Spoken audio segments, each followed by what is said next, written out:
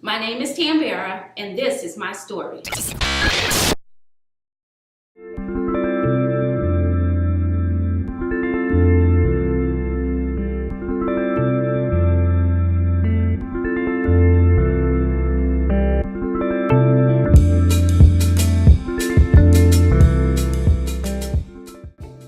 I was born and raised in Southwest Atlanta.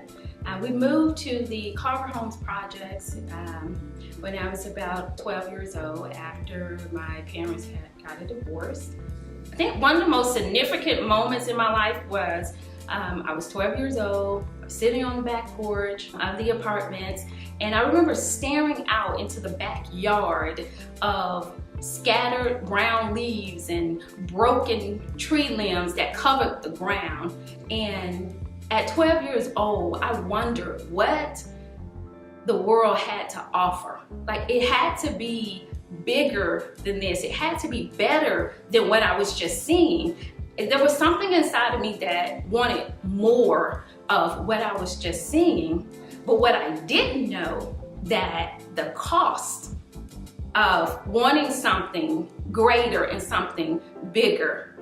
So as my journey went, the cost came. At 19 years old, I remember the cold and stillness of the hospital room.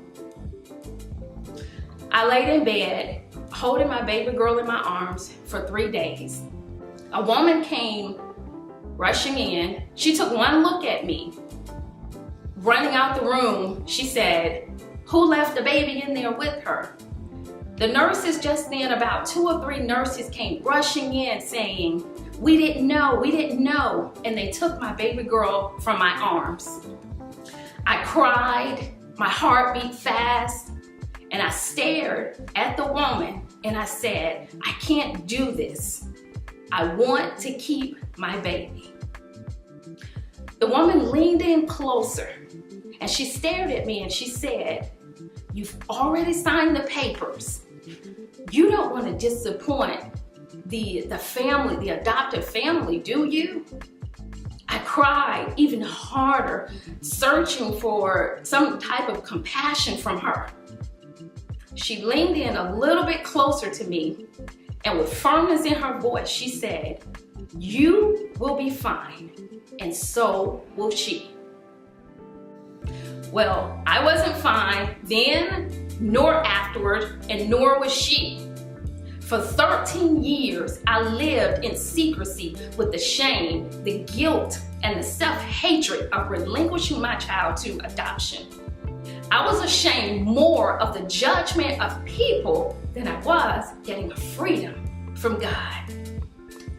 There were times where I heard, "The truth shall set you free," because I lived in secrecy.